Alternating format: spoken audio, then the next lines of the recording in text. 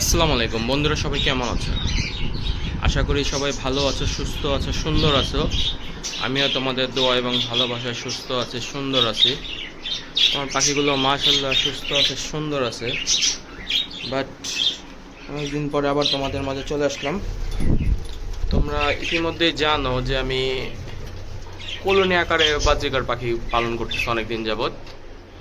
But তোমাদের অনেকের প্রশ্ন থাকে, ভাইয়া বেবিগুলো কি করেন, বেবিগুলো কি করেন। আসলে তোমাদের এমন করে বলা হয় না যে আমার কেজের মধ্যে পালা আর কলোনির মধ্যে পালার মধ্যে একটু পার্থক্য আছে। আমি যখন কেজে পালতাম তখন এগুলো ম্যাক্সিমামই মনে করো যে আমার এখানকারই বাচ্চা, এখানকার এই বেবিগুলো সব বড় হয়ে এখন অ্যাডাল্ট হয়েছে, এখন ডিম করতেছে, বাচ্চা করতেছে। বাট কলোনিতে দেওয়ার পরে যে প্রবলেমটা হয়েছে, বাচ্চা মাশাআল্লাহ আমি ভালো পাই। দেখো আমার এই হাড়িটার মধ্যে বাচ্চা আছে মাশাআল্লাহ, আলহামদুলিল্লাহ, খুব সুন্দর বেবি হয়েছে। বাট প্রবলেম হলো বেবিগুলো যখন একটু বড় হয় তখন এই হাড়িগুলো থেকে নেমে যাওয়ার ফলে অন্য অন্য যে পাখিগুলো আছে সেগুলো ডিস্টার্ব করে, প্লাস এক হাড়ির মধ্যে আরেকজনে ঢুকে যায়, ডিমগুলো নষ্ট করে। সো প্রপারলি বেবি তেমন একটা আমি পাচ্ছিলাম না, আগের তুলনায় খুব কম পাচ্ছিলাম। যে বেবি যে এইগুলো পেয়ারগুলো মনে করো আমার 3টা 4টা করে বেবি দিত, সেখানে একটা করে পাই, কখনো পাইও না, মিস করে। বাট সবচেয়ে বড় যে সমস্যা সেটা হলো একটা পর্যায়ে আসলে যখন হাড়ি থেকে বেবিগুলো নেমে যায়, এই ধরো আমার হাড়ি আর এই হলো ফ্লোর, এখন যখন ওই যে বেবিগুলো নেমে ঘুরতেছে, এই পর্যায়ে আসলে ওদের ভিতরে আমি যতই তুলে দিই, যতই ওদের বারবার তুলে দিই, বাট ওরা ভিতরে থাকে না।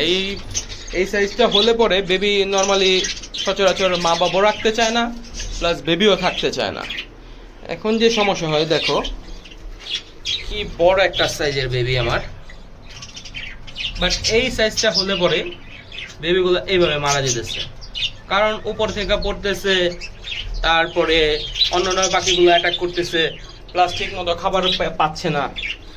তোমাদের সাথে বলা হয় নাই, তবে এটা একটা দুঃখের সংবাদ, তাই তোমাদের সাথে কখনো শেয়ার করিনি। শুধু শুধু তোমাদের দিয়ে লাভ নাই, কষ্ট দিতে চাই নাই, তাই আর কি তোমাদের বলা হয় নাই যে এই প্রবলেমগুলো আমি ফেস করতেছি। এখন আমি যেটা সিদ্ধান্ত নিয়েছি, আমি কলোনিটা মোটামুটি খালি করে ফেলবো।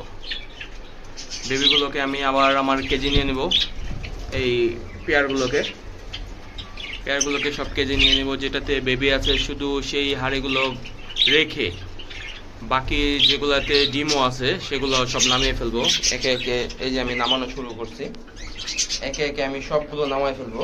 নামাই এই জায়গাটার মধ্যে, ফ্লোরের মধ্যে রেখে দেব, যেহেতু এইখানে অনেক হাড়ি আছে এবং কোনটার সাথে কোনটার পেয়ার এর কোনো মানে ঠিক নাই।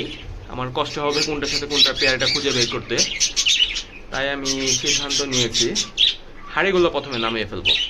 যেগুলোতে বেবি নাই, যেগুলোতে বেবি আছে সেগুলো থাকবে, এছাড়া বেবি ছাড়া যেগুলো আছে, তুমি এই পেয়ারটা মাস্ট। এই পেয়ারটা মাশাআল্লাহ খুব সুন্দর বাচ্চা করে, তো ওদেরকে চেনা খুবই সহজ। তো ওদেরকে এইভাবে ধরেই আমি কেজে দিয়ে দেবো। এইটা মাশাআল্লাহ আমার খুব সুন্দর একটা মেল, তো ওর সাথে কোনটার জোড়া আছে সেটা দেখে ওইটাকেও মাস্ট করব। এই দুইটা জোড়াও খুব সুন্দর, এদেরকেও আলাদা করতে মানে একই রাখবো, এগুলো জোড়া ভাঙবো না, যেভাবে আছে সেভাবেই ধরে আরেকটা জায়গায় শিফট করে দেব। সো তোমাদের দেখাই, আমি বাইরে আমার খাঁচাগুলো ইতিমধ্যে আমি সেট আপ দিছি। দেখো আমি ফার্স্টে এভাবেই পালতাম আমার এই রুমের মধ্যে, দেখছো খাঁচাগুলো আমি সেট আপ দিছি অলরেডি। এখানে আমার দুইটা পছন্দের পেয়ার আছে, আর এই বাকি খাঁচাগুলো খালি দেখতেছো। পরবর্তী ভিডিওগুলোতে দেখবা এই খাঁচাগুলোতে এই সব পাখি দেখা যেতেছে। হয়তো কলোনিতে পাখি থাকবে, বাট তেমন না। এখানে ছিল আমার এই খাঁচাটা, এটা এই পাশে ছিল, এটা ছিল এইখানে। যেহেতু আমার এই জায়গাটার ভিতরে বৃষ্টি আসার সম্ভাবনা নাই, ওইদিকে আমার জানালা আছে, এদিকে একটা জানালা আছে, এদিকে একটা জানালা আছে, যার কারণে এদিক থেকে বৃষ্টি হলে আসার সম্ভাবনা আছে। কিন্তু এই দেয়ালটা পুরোটার মধ্যে বৃষ্টি আসার সম্ভাবনা মাশাআল্লাহ নাই, তাই আমি এই দেয়ালটাই চয়েস করছি পাখিগুলো রাখার জন্য। তো আমার কাছে যেই খাঁচাগুলো ছিল, আরও কিছু খাঁচা ছিল, হয়তো ছোটো ভাই ব্রাদার ছিল, তাদেরকে দিয়ে দিছিলাম। তো আমি আবার খাঁচাগুলো সংগ্রহ করবো আস্তে আস্তে। এখানে কমপক্ষে 15 থেকে 20 জোড়ার মতো একটা সেট আপ দেবো আর কি, 15 থেকে 20 পেয়ারের মতো একটা সেট আপ দেবো, দিয়ে আপাতত এইখানে পালবো। দেখি কি অবস্থা, কলোনিতে বেটার না কেজে বেটার। আমার জানা মতে কেজুয়ালকে সবচেয়ে বেটার, বাট কলোনিতে পরিশ্রম কম, কেজে পরিশ্রম বেশি। কেজের মধ্যে পরিশ্রম বেশি, প্রত্যেকটাকে আলাদা আলাদা করে খাবার দাও, আলাদা আলাদা করে পানি দাও, বাট টেক কেয়ারটা বেশি করা যায়। কেজের তুলনায় কলোনিতে খাটনি খুবই কম। আসলা, পাখিগুলো দেখলা, সুন্দর, যেটা মন চাইলো, যে হাঁড়িটা মন ছিল সেই হাঁড়িটা টান দিয়ে দেখলা যে হাঁড়িটার কি অবস্থা, ওগুলো সব চেক করা যায়। বাট কলোনিতে প্রত্যেকটাকে, যেমন আমি এখানে সবগুলোর জন্য একটাই খাবারের ট্রে, এটাতে দিতাম একটাই পানির ট্রে, একটা দিয়ে দিতাম। এরকম করে 2 দিন 3 দিন পর পর পরিষ্কার করে দিলেই হতো, ফ্লোরটাকে পুরো ঝাড়ু দিয়ে দিলেই হয়ে যেত, ট্রে কোনো যায় ঝামেলা নেই। এখন হলো প্রত্যেকটাকে আলাদা আলাদা করে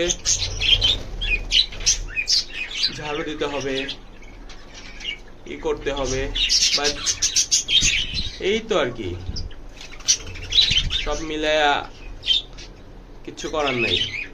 এখন দেখি এগুলো সবটি হাড়িকে নামায়া এইখানে আপাতত এভাবে স্ট্রাইক দিয়ে রাখবো। পরবর্তীতে যখন সব হাড়ি নেমে যাবে তখন আবার হাড়িগুলোকে এভাবেই সোজা রাখবো, যাতে হাড়িগুলো না ভেঙে যায়। প্ল্যান আছে পরবর্তীতে হয়তো বাইরে থেকে এনে অন্য কিছু এইখানে সেট আপ দেওয়ার। আজ এই পর্যন্তই। সবাই সুস্থ থাকবে, সুন্দর থাকবে, আমার পাখিদের জন্য দোয়া করবে। আল্লাহ হাফেজ।